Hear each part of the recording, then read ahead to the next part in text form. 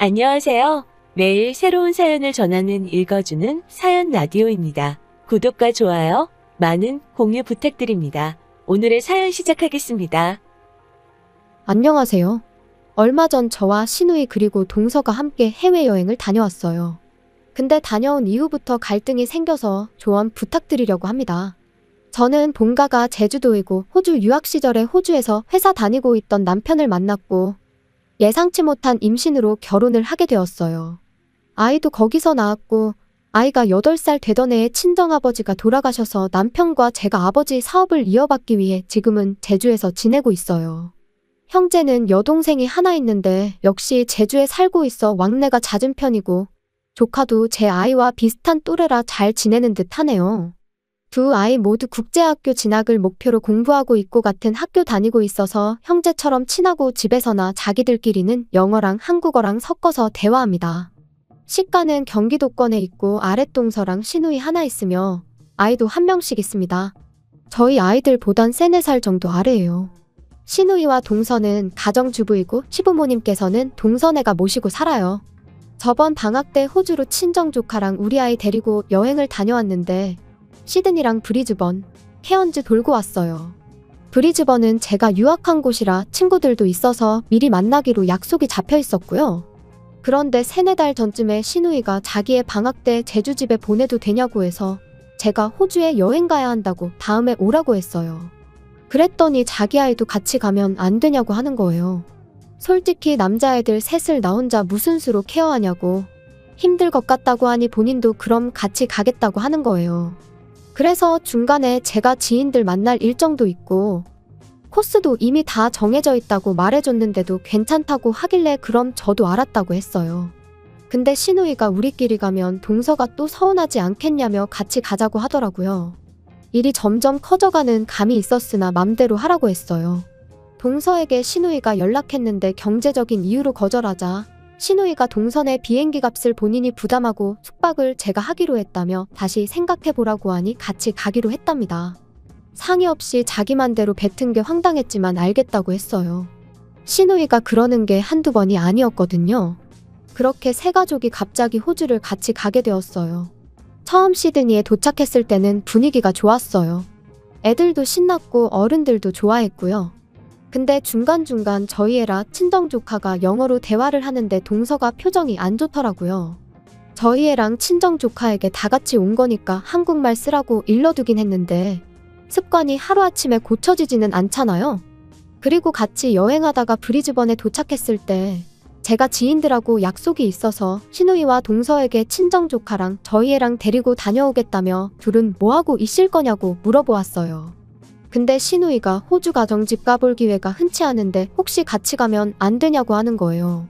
동서고금을 막론하고 약속 없이 찾아가는 건 예의가 아니잖아요. 그것도 처음 보는 사람이요. 내가 된다 안 된다 할 문제도 아니고 지인에게 물어봐야 하지만 당일에 갑자기 물어보면 안 된다고 할지도 모른다며 적당히 밀어내려고 했는데 시누이가 그럼 빨리 전화해서 물어보라며 재촉하는 거예요. 지인에게 신뢰를 무릅쓰고 전화해서 물어봤는데 멀리서 왔는데 당연히 괜찮다며 흔쾌히 받아주더라고요. 저도 미안한 마음에 좋은 걸로 와인을 2병 샀어요. 시누이랑 동서는 빈손으로 따라오는데 제가 뭐라고 하기도 좀 그렇더라고요. 너무 반가웠고 처음 보는 사람들까지 환대해주어서 너무 미안했고 제가 고맙다고 인사를 했지만 시누이랑 동서는 아무 말 없이 멀뚱멀뚱 서 있더라고요. 땡큐 정도는 할 수 있는 거 아닌가요? 친구가 준비한 음식과 와인을 다 먹고 좀 더 얘기하고 싶었지만 아이들도 아이들이고 동서랑 시누이가 불편한 티를 너무 내서 아쉬운 마음을 뒤로하고 일어났습니다. 그런데 그때부터 시누이랑 동서가 기분이 안 좋은지 뭘 물어봐도 단답식이고 애들이 식당에서 영어로 주문하는데 동서랑 시누이랑 애들 발음 가지고 히득거리면서 비아냥거리더라고요. 기분이 상당히 불쾌했지만 남은 일정에 영향을 끼치고 싶지 않아서 그냥 참았어요. 그런 상태로 케언즈까지 돌고 마지막 날 애들 일찍 재워놓고 호텔 아래에 있는 식당에서 저희끼리 한잔하러 갔어요. 처음엔 동서가 시누이랑 형님 덕에 이런 데 왔다고 고맙다고 하길래 그래도 역시 같이 오길 잘했구나 생각했는데 동서가 술이 조금 들어가기 시작하니까 대뜸 저한테 묻더라고요. 신우이랑 자기랑 여기 왜 데리고 왔냐며 박탈감 느끼게 해주려고 데려왔냐는 거예요. 그러면서 제 친구 외국인인 거 왜 말을 안 해줬냐며 애들이 영어하면 같이 한국말 하라고 해야지 왜 냅두냐며 자기들 무시하냐고 하더라고요. 그 뒤에는 횡설수설해서 뭐라고 했는지 잘 기억이 안 나고요. 신우이도 그래요. 언니 외국인인 거 말했으면 안 갔다는 거예요. 당연히 한국인 친구인 줄 알아서 따라간 건데 작은 언니랑 자기랑 얼마나 민망한 줄 알았냐면서요. 언니네랑 친구랑 조카는 같이 얘기하고 웃고 떠드는데 자기 애들이랑 자기들은 뻘쭘하고 좀 민망했다고 하네요. 아니 제가 가만히 있는 저 두 식구를 데리고 온 건가요? 자기들이 따라와 놓고는 정말 어처구니가 없더라고요.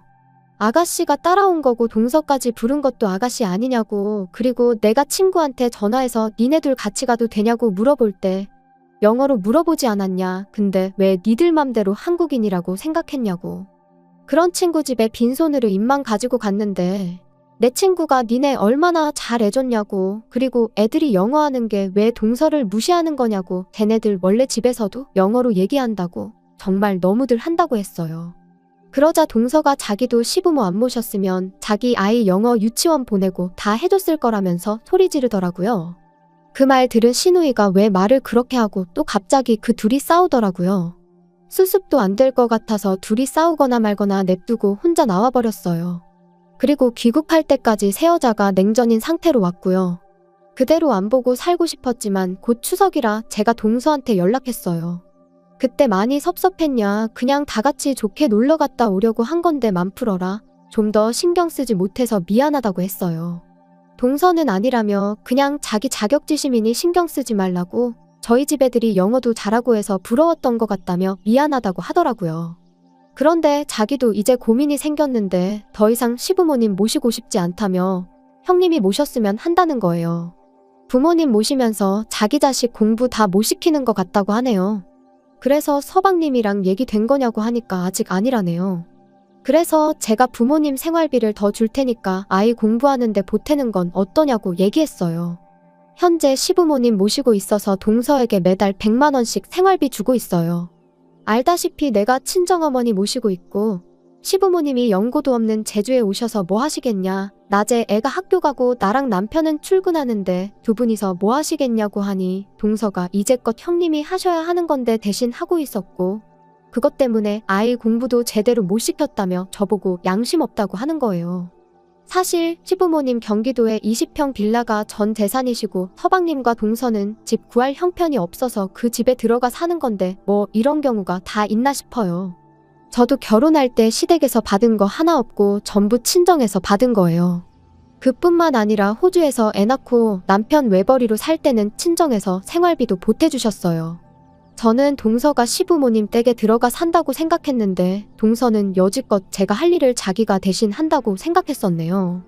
그래서 저도 화가 나서 그럼 지금 아버님 집 처분하고 거기다가 내가 좀 더 보태서 제주에 작은 집 얻고 거기에 모실 테니 부동산에 집 내놓으라고, 어차피 그거 시부모님 집이고 설마 동서 부모님만 제주에 보내고 그 집에서 살려고 하는 거 아니지 않냐고 하니 끝까지 사람 무시하냐며 전화를 끊었어요.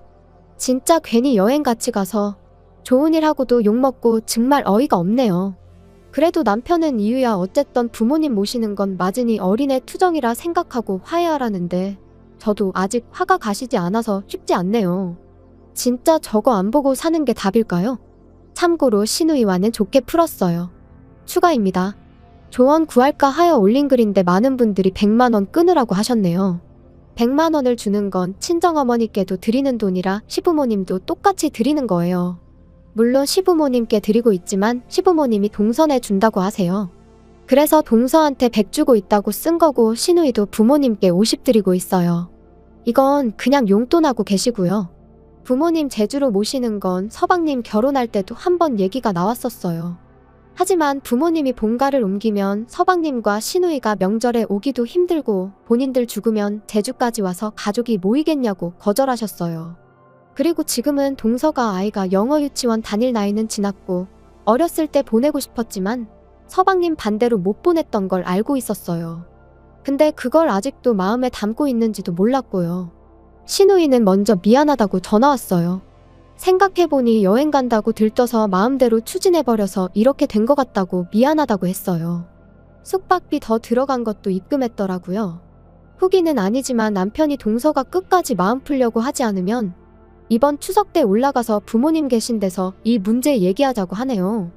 사실 동서가 저렇게까지 서운해할 일인가 내가 알게 모르게 무시했나 싶어서 올린 글이기도 해요. 좋게 끝내보려고 했는데 잘 안 된 것 같아서 찝찝하네요. 그래도 내일처럼 붕괴해주시고 좋은 조언들 댓글로 달아주셔서 감사합니다. 긴 이야기 들어주셔서 감사합니다. 오늘의 사연은 여기까지입니다. 구독과 좋아요, 알람 설정해주시면 앞으로 더 좋은 사연으로 찾아오겠습니다. 감사합니다. 감사합니다. 안녕하세요. 매일 새로운 사연을 전하는 읽어주는 사연 라디오입니다. 구독과 좋아요, 많은 공유 부탁드립니다. 오늘의 사연 시작하겠습니다. 결혼 준비 시작한 지 얼마 되지도 않았는데 아무리 봐도 내 남편으로 사는 것보다는 엄마 품의 효자아들로 평생을 사는 게 훨씬 더 나아 보여서 예비시댁에 귀한 아들 반품해주고 돌아왔어요. 저런 사람이 내 시어머니가 된다는 생각만 하면 소름이 다 돋을 정도였는데 중간 역할은커녕 엄마 말에 거역 못하고 엄마 말만 철썩 믿고 따르는 남자친구 보니 결정을 내리는 게 어렵지는 않았습니다. 몇 년을 연애했고 눈에 콩깍지가 끼어있다 해도 제가 스스로 제 발을 10월드 구렁텅이에 빠뜨릴 정도로 무지렁이는 아니었거든요. 어설프게 조율하는 것보단 빠른 파혼이 맞다 싶어 이렇게 큰 결단을 내렸습니다. 저희가 상견례할 당시만 해도 아무런 문제가 없었어요. 오히려 예비 시어머니가 먼저 허례허식은 생략하자고 예물 예당 같은 거 하지 말고 애들한테 한 푼이라도 보탬되는 걸 해주자고 먼저 제안을 했었거든요. 저희 집에서도 당연히 찬성을 했고 결혼도 반반 결혼 생각하고 있으니 얼마를 도와주시던 간에 똑같이 맞추겠다고 제안을 하셨는데 예비 시어머니가 먼저 집은 원래 남자가 해오는 거 아니겠냐며 그냥 혼수만 준비해오면 된다고 나왔습니다. 옛날이야 그랬지만 요즘 누가 남자가 집 해오고 여자가 혼수해가고 하면서 결혼을 하냐고. 부담 가지실 필요 없으니 반반 결혼하자고 한 번 더 물으셨는데 예비 시어머니는 절대 그렇게 할 수 없다고 단호하게 거절을 했었습니다. 반반 결혼을 한다는데도 계속 싫다고 우겨대는데 어떻게 별 수가 없었어요. 그래서 혼수 비용에 결혼식 비용, 신혼여행비까지 전부 저희 집에서 다 하겠다 말하고 그렇게 이야기를 정리했습니다. 친구들은 요즘 그런 시어머니가 어디 있냐며 저보고 전생에 나라를 구했냐느니 어쨌다느니 소리를 하면서 부러워했어요. 다들 부럽다 부럽다 하니까 저도 처음에는 좋은 시댁 만났구나 막연하게 그렇게 생각하고 있었죠. 그런데 그 해준다던 신혼집이 제가 생각했던 것과는 많이 달랐습니다. 집을 해준다니까 뭐 강남에 몇십억 하는 아파트를 들어가야겠다 그런 욕심을 부렸던 건 절대 아니었어요. 다만 신혼집의 위치라든지 그런 것들에 있어서 당연히 그 집에서 살아갈 저희에게 선택권이 있는 건 줄 알았거든요. 그런데 그런 게 아니었어요. 집은 이미 상견례, 아니 저랑 남자친구 결혼 이야기 처음 오가기 시작했을 때부터 구해져 있던 거나 마찬가지인 상황이었죠. 집을 해준다고 했지만 애초에 매매로 집을 해주는 게 아니었습니다. 전세로 들어가는 거였고 집주인은 다른 사람이 아닌 예비 시어머니의 친언니, 그러니까 예비 시이모님이었습니다. 남자친구네 이모가 누군가에게 전세를 주고 있던 집이었는데 그쪽 지역이 재개발 호재가 생기면서 전세 가격이 많이 올랐다고 하더라고요. 그런데 그 집에 먼저 살고 계시던 분이 오를 만큼 오른 전세금을 감당하지 못해 재계약을 못하고 나가게 되었는데 예비 시이모라는 그분이 욕심을 부렸는지 그 사람이 나간 뒤로 계속 빈집으로 놀리고 있었다고 하더라고요. 그런데 마침 저희 결혼 이야기가 오가기 시작했던 거고 예비 시어머니가 그 집에 전세를 얻어 저희 신혼집을 해주겠다는 소리였던 거예요. 애초에 반반 결혼이 성립이 안 되었던 건 전세금을 예비 시어머니가 해주는 거긴 하지만 결과적으로는 돌려받아갈 돈이니 저희한테 땡전 한 푼 안 도와주는 거나 마찬가지였던 거죠. 그래도 집을 싸게 얻는 게 어디냐 하고 집 구경을 갔는데 집의 상태가 아주 처참했습니다. 집이 좋아서 살기 좋은 동네라서 집값이 오른 게 아니고 그냥 동네가 싸그리 환골탈퇴한다는 재개발 호재 때문에 집값이 올랐던 그저 썩어빠진 오래된 아파트였었어요. 제 생각엔 재개발까지 본인들은 살기 싫고 당장 재개발은 소식만 있을 뿐 언제인지 감도 못 잡겠고, 그런데 집을 빈집으로 놀리자니 아까운 와중에 때마침 저희가 결혼한다고 하니 그 집에 세를 얻어준 걸로밖에 받아들여지지가 않았습니다. 크기도 끼케야 14평 정도 돼 보이고 얼마나 오래된 아파트인지 엘리베이터도 없는 그런 아파트였어요. 단 한 가지 마음에 들었던 건 회사 출퇴근하는 버스가 집 앞으로 다닌다는 사실이었죠. 출근하는 것만큼은 편하겠더라고요. 그래도 당장 큰돈 아끼는 게 어디냐. 집에 들어가는 돈 신경 안 쓰고 살아도 되게 된 만큼 열심히 모아서 좋은 집으로 이사 나가자, 그런 생각이었죠. 저희 부모님이 저희 신혼집이라고 사진 찍어 놓은 거 몇 개 보여드렸더니 완전 사기당한 기분이라고 하시더라고요. 반반하자는데 한사코 거절했던 게 저런 꿍꿍이가 있었던 거였냐고요. 그때만 해도 저는 저희 부모님을 설득했어요. 좋은 점만 보자고요. 집도 오래되고 평수도 작으니까 혼수도 대충 가성비 제품으로 채워놓고 이사갈 때 새로 구하면 되는 거 아니겠냐고요. 어쨌든 덕분에 한동안 내야 할 대출이자 아꼈다고 치면 반반 결혼하는 거나 마찬가지 아니겠냐고 그렇게 부모님을 설득했어요. 그런데 하루는 남자친구가 저한테 종이 한 장을 건네주더라고요. 이게 뭐냐고 물었더니 남자친구도 자기도 자세히 안 봐서 잘 모르겠는데 엄마가 혼수리스트라고 적어준 거라고 하더군요. 남자친구 보내고 나서 집에 돌아와 그때가 돼서야 적어준 혼수리스트를 체크해봤습니다. 그런데 적혀있는 혼수리스트가 아주 가관이더군요. 일단 브랜드가 전부 국내 굴지의 대기업 제품들밖에 없었어요. 모델명에 색깔까지 자세하게도 적어줬는데 인터넷 찾아봤더니 심지어 두 브랜드에서도 제일 비싼 최고급 라인의 제품들이더군요. 조금 어이가 없었어요. 집은 언제부터 관리를 안 했던 건지 벽지도 다 누렇게 떠있고 바닥 장판도 여기저기 찢어진 곳 투성이에 심지어 요즘은 보기도 힘들다는 그 전통 한지 모양 장판이었거든요. 보아하니 리모델링을 해줄 리는 만무했고 저희 돈으로 대충 도배랑 장판만 할 계획이었는데 아무리 도배 장판을 새로 한다고 해도 샤시도 오래된 알루미늄제 샤시인데 그런 집에 가정가구만 최고급 최신형을 써야 할 이유가 하나도 없잖아요. 가정가구가 최고급 최신형이라고 썩은 집이 좋은 집이 되는 건 아니니까요. 어차피 열심히 모아서 이사갈 계획이 있긴 했지만 그때 가서 좋은 가전 좋은 가구 맞춰서 놓고 싶지 미리 사둔다고 생각하는 건 방법 축에도 들지 못했죠. 그때 가면 또 그때 돼서 최신형 최고급 제품이 따로 있을 텐데 미리부터 사서 썩은 집에 가정가구 모셔두는 게 무슨 의미가 있었겠나요. 끝까지 읽어보니 별게 다 들어가 있더라고요.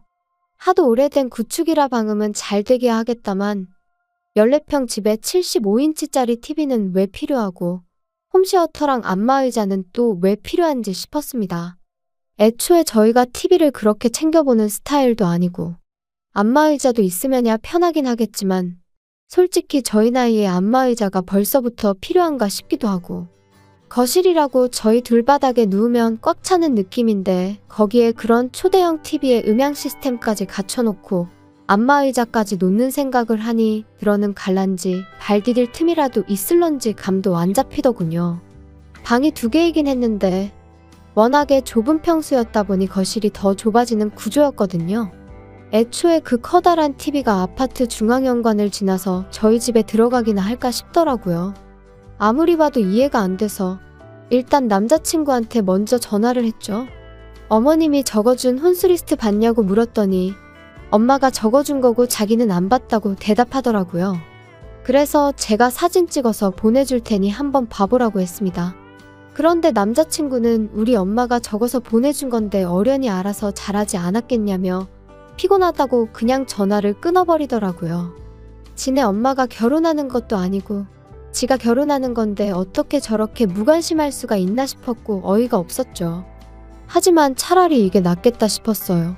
괜히 중간에 남자친구 껴서 예비 시어머니랑 의견 조율하는 것보다 제가 직접 전화해서 이야기하는 게 훨씬 좋겠다 싶었으니 말이죠. 그때가 이미 저녁 늦은 시간이었어서 생각난 김에 바로 전화하고 싶었지만 매너가 아닌 것 같아 다음 날까지 기다렸다 회사 점심시간 활용해서 예비 시어머니한테 전화를 걸었습니다. 그런데 전화는 안 받고 톡으로 왜 전화했냐는 답장이 오더라고요. 예비 시어머니가 전화 받기 조금 난감한 상황인가 싶어서 그냥 저도 기다릴 것 없이 톡으로 물어봤어요. 혼수 리스트 적어준 거 보니 이해가 안 되는 점이 많아서 연락드린다고요.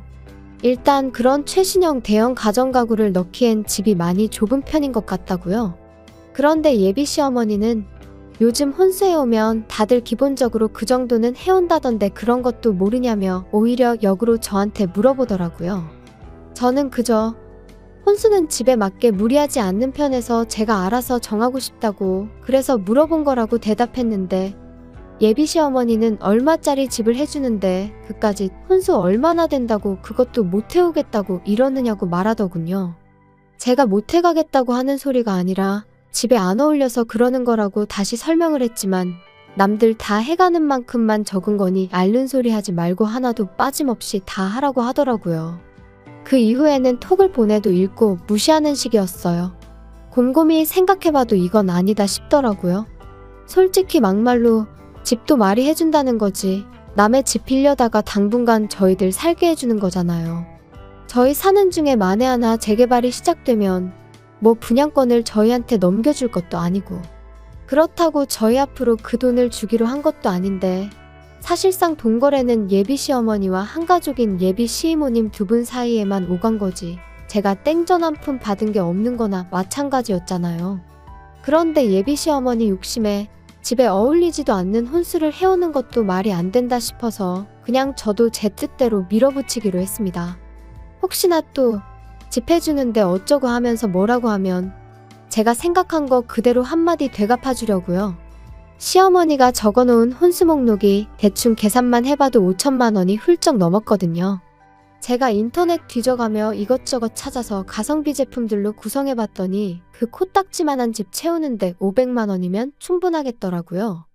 예비 시어머니가 아들 시켜서 저한테 종이 한 장 휙 던져놓고 통보식으로 혼수 목록 줬던 것처럼 저도 똑같이 제가 새로 고친 혼수 목록 톡으로 사진 찍어서 예비 시어머니한테 보냈어요. 톡으로 또 이게 뭐냐고 물어오길래 불편하게 톡으로 하지 말고 전화로 하자고 말했죠. 뭔가 싶었는지 이번에는 전화를 바로 받더라고요. 예비 시어머니는 전화 받자마자 내가 적어준 거에서 뺄 게 뭐가 있다고 그걸 네 맘대로 고치냐며 짜증 섞인 목소리로 말을 꺼냈습니다. 제가 보니 빼고 고치고 할 게 한두 가지가 아니라서 다 고쳤다고 이유도 다 설명드리겠다고 말씀드렸죠. 짜증난 시어머니 말투 뒤로 하고 제 할 말을 시작했어요. 방이 2개라고 에어컨 방마다 설치할 수 없으니 하나 빼는 거다. 건조기야 있으면 저희가 편하겠지만 안타깝게도 베란다가 너무 작게 나와서 설치조차 불가능하다더라. 그리고 저희들 맞벌이 하는 데다가 집에서 많이 먹어봐야 저녁 한 끼 먹는 게 고작인데 설거지할 게 얼마나 나온다고 식기세척기를 놓냐. 그래서 그것도 빼버렸다. 같은 이유로 양문형 냉장고도 필요 없다고. 냉장고에 들어간다고 음식이 안 상하는 것도 아니지 않느냐? 괜히 큰 냉장고 때문에 안 그래도 좁아터진 집 더 좁아 보이고 전기세만 더 많이 나온다고. 그냥 적당한 크기의 냉장고로 바꾸겠다 했죠. 이런 식으로 하나하나 조목조목 이유를 대가며 바꾸는 이유랑 아예 목록에서 제외해버린 이유를 설명하니 예비 시어머니가 아주 잘났다고 벌써부터 돈을 이렇게 아끼는 걸 보니 조만간 부자 되겠다며 빈정거리는 말투로 말을 하더라고요. 하지만 그게 끝이 아니었죠. 아직 대망의 TV랑 홈시어터, 안마의자랑 고급 소파까지 거실에 들어갈 가정가구들은 시작도 안 꺼냈거든요. 솔직히 이 부분이 제일 거액이었다 보니 꼭 짚고 넘어갈 생각이었어요. 예비 시어머니한테 단도직입적으로 거실에는 테이블 하나랑 좌식의자 2개 정도 놓고 아무것도 놓을 생각 없다고 했습니다. 좁아터진 집 넓어 보이려면 아무것도 없는 게 최고인 거 모르시냐고. 그리고 집에서 TV 볼 일도 거의 없는데 무슨 TV냐. 그냥 거실에서는 차나 가끔 마시고 휴식하고 싶을 때 쉬는 공간으로 쓸 계획이니 그런 고급 가전제품들은 하나도 필요 없다고 딱 잘라서 말했죠. 예비 시어머니는 TV도 없이 세상 돌아가는 소식은 어떻게 알고 살 거냐고 집에 TV를 안 놓을 생각을 하냐며 뭐라고 하길래 요즘 그런 건 TV 없어도 다 폰으로 보고 컴퓨터로도 볼 수 있는 거 모르시냐 했죠. TV 틀어봐야 재방송밖에 안 해주는 것 같은데 잘 보지도 않는 거 매달 요금 내고 그런 거 신경 쓸 바에 아예 TV 없이 지내보겠다고 말했습니다. 그랬더니 예비 시어머니가 그럼 안마의자랑 TV 그런 것들은 당신 집에 놓을 테니 생략하지 말고 당신 집에 가져다 놓으라고 하더군요. 그래서 제가 지금 무슨 소리를 하시는 거냐 했습니다. 혼수 이야기 하고 있는데 왜 신혼집 가정가구를 어머님 댁에 놓으라고 하냐고 되물었죠. 그랬더니 예비 시모가 생각해보라며 그래도 내가 집까지 해주는데 뭐라도 하나는 받아야 면이 좀 서지 않겠냐고 하는 거예요. 아니 상견례할 적엔 예물 예당 같은 허례허식은 생략하자고 하신 분이 이번엔 대놓고 시댁에 최신형 가정가구를 놓아달라고 요구하고 있으니 어이가 없었죠. 심지어 그것들만 해도 거의 2천만 원이 넘는 고가의 제품들이었거든요. 예비 시어머니는 계속해서 허례허식이 아니라 집 해주는데 혼수 고작 그거 해오면 수지타산이 안 맞지 않느냐며 계속해서 바꿔달라고 요구를 해오더군요. 아무리 생각해도 이건 아니다 싶었고 더 말해봐야 말도 통하지 않겠다 싶어서 그럼 한번 생각해본다 말하고 다시 연락드리겠다 한 뒤 전화 끊어버렸습니다. 그렇게 전화 끊고 나니 정말 말 그대로 현타가 오더라고요. 막상 저랑 결혼한다는 남자친구는 엄마가 혼수로 얼마나 말도 안 되는 걸 요구하고 있는지에 대해서는 관심도 없지 싶었고 시어머니 될 사람은 제가 악착같이 돈 안 쓰려고 기싸움하는 것 같으니 뭐라도 뜯어내려고 하는 심보인 것 같았고요. 그러다 보니 아무리 생각해도 이건 좀 아니다 싶어서 그날은 퇴근하고 자취방이 아니라 부모님 집으로 돌아갔어요. 그리고 부모님한테 이 상황을 말씀드렸죠. 14평짜리 집에 꽉꽉 채워 집어넣을 최신형 대형가전부터 가구들까지 목록 적어놓은 것도 보여드렸어요. 어머니도 기가 찼는지 어이없다는 표정을 지으시더라고요. 당장 남자친구한테 전화해서 그냥 결혼은 양가 도움을 받지 말던가 반반 똑같이 지원받아서 하는 걸로 하자고 말하라시더라고요. 그래서 남자친구한테 바로 전화를 했어요. 지금 상황을 충분히 이해가 되도록 설명을 해줬는데 남자친구는 그런 건 생각도 안 하고 바로 짜증부터 내더라고요. 애초에 그럴 거면 해온다고 하질 말았어야지 않는 거 아니냐고요. 그러면서 또 한다는 소리가 엄마랑 이야기해보고 연락 줄 테니까 그렇게 알라고 하는 겁니다. 예비 시어머니만의 문제였다면 저희 부모님이 어떻게든 조율해보려고 도와주셨을 텐데 가만 보니 이건 비단 예비 시모 혼자만의 문제가 아니라 그 아들인 남자친구한테도 문제가 있다는 걸 알게 되었습니다. 저희 부모님도 그 상황을 두 눈으로 목격하시니 엄청 열받아 하셨어요. 어머니가 저한테 예비사돈한테 남자친구가 전화 걸어서 통화 못하기 전에 곧바로 전화 좀 걸어보라고 하더라고요. 남자친구가 예비시어머니한테 전화 거는 걸 미뤘던 건지 예비시어머니가 바로 전화를 받았어요.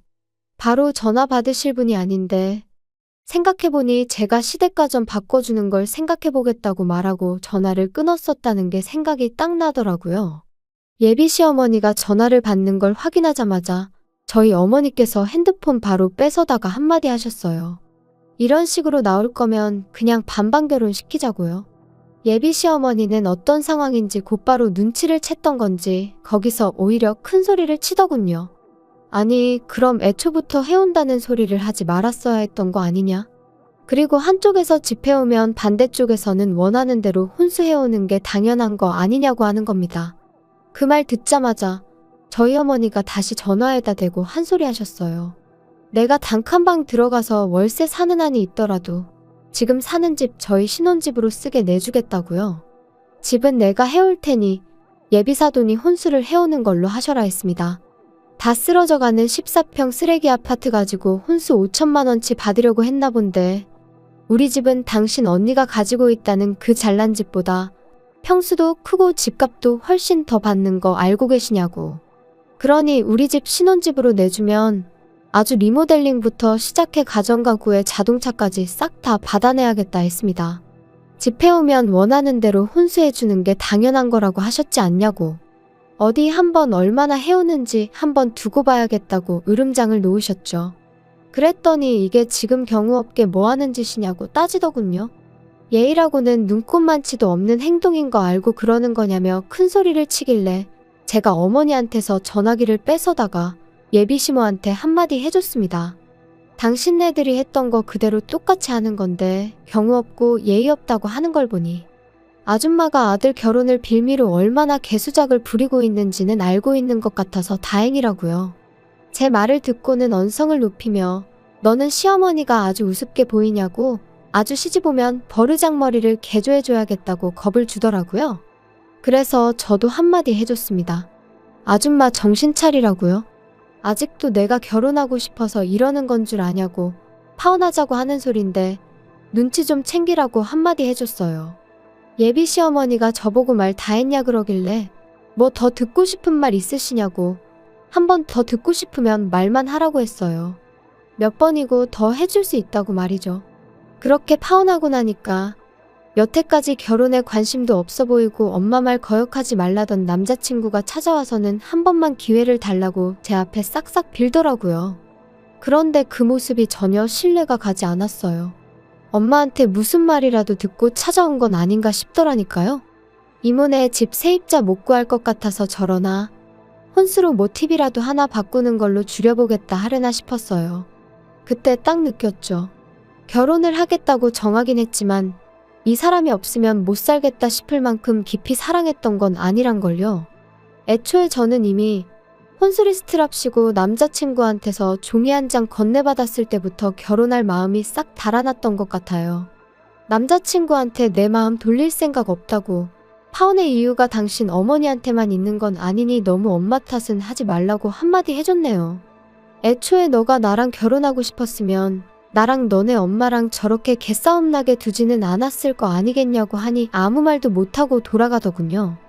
한편으로는 거액의 혼수 목록을 받았을 때 그때 차라리 후련하게 정리해버렸다면 이렇게 마무리가 더럽지는 않았을까 싶은 생각이 들 때도 있습니다.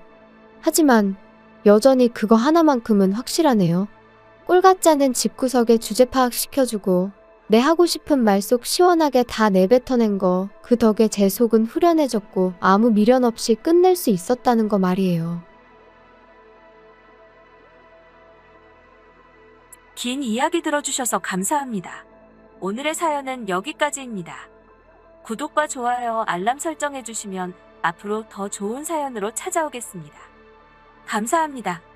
감사합니다. 감사합니다.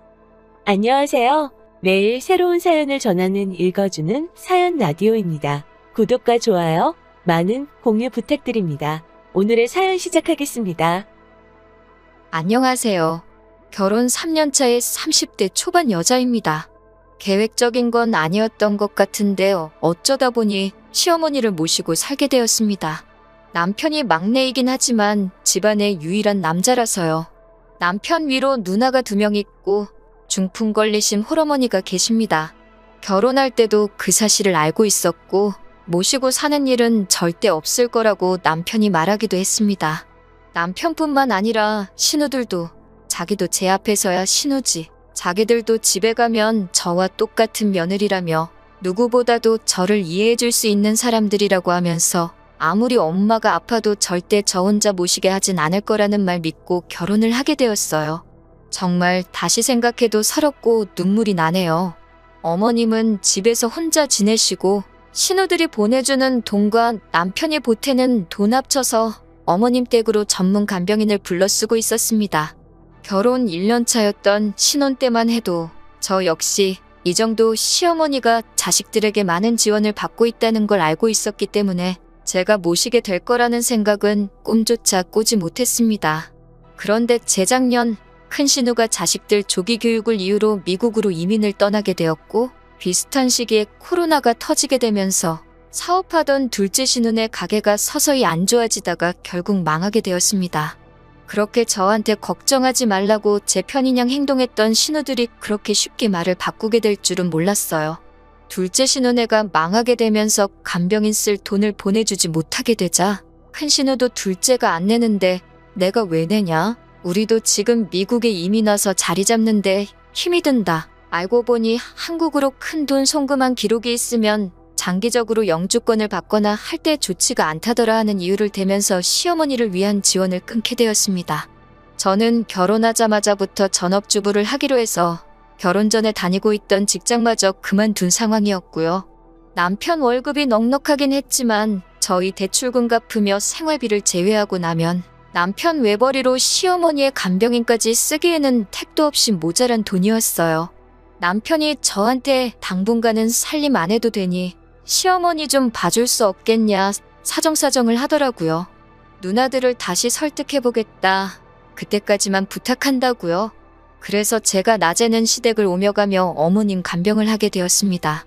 그렇게 한 달을 시어머니 수발들면서 지내고 있었는데 신우들하고 이야기가 잘 안 되고 있는지 간병인을 새로 쓰는 건 정말 기약이 없겠더라고요. 시어머니 수발들며 보면 마음 한구석이 안타깝더라고요. 항상 누워 계셔야만 하고 혼자 힘으로는 제대로 움직이지도 못하시고 맨날 TV만 보고 있는 모습이 참 안쓰러워서 힘들었지만 남편한테 투정 한번 부리지 않고 꿋꿋이 모셨습니다. 신우들에게서 받던 지원이 이제는 불가능하다는 생각이 들기 시작할 때쯤 시어머니 보면서 안쓰러운 마음이 들기 시작했습니다. 그래도 내 남편 낳아주시고 키워주신 분이니까 하는 생각에 신우들 상황이 좋아질 때까지 제가 오며 가며 시어머니 봐드리는 게 아니라 우리 집으로 모시는 게 낫겠다는 생각이 들더군요. 남편이 정말 고맙다고 자기가 다른 건 몰라도 사람 하나는 제대로 봤다면서 자기가 아마 몰라도 전생에 나라를 구했나 보다 어쩌고 하면서 자화자찬을 하더라고요. 신우들한테는 어떻게든 지원금을 받아내겠다 몇 번을 다짐하듯 이야기했고 그렇게 벌써 2년이라는 시간이 지나버렸습니다. 참 힘들었네요. 그래도 시어머니께서도 항상 저한테 미안하다고 하시기도 하고 하루는 또 고맙다고도 하시고 내가 잘하고 있는 게 맞다고 믿으며 꿋꿋하게 버티며 살아왔는데 이번에 남편한테 너무 크게 실망을 하게 되었습니다. 얼마 전 일인데 친정어머니께서 빌라 계단에서 발을 헛디디시는 바람에 발목에 큰 부상을 입게 되었어요. 아버지가 집에 계시긴 하지만 낮 시간에는 회사에 나가셔야 하고 저희 집은 남편처럼 형제가 많은 게 아니라 저 혼자 외동이라서 간병인 쓰는 건 엄두도 안 났습니다. 고민 끝에 우리 엄마 다리 괜찮아지실 때까지만 우리 집에서 잠시 모시고 살면 어떻겠냐고 물어보게 되었습니다.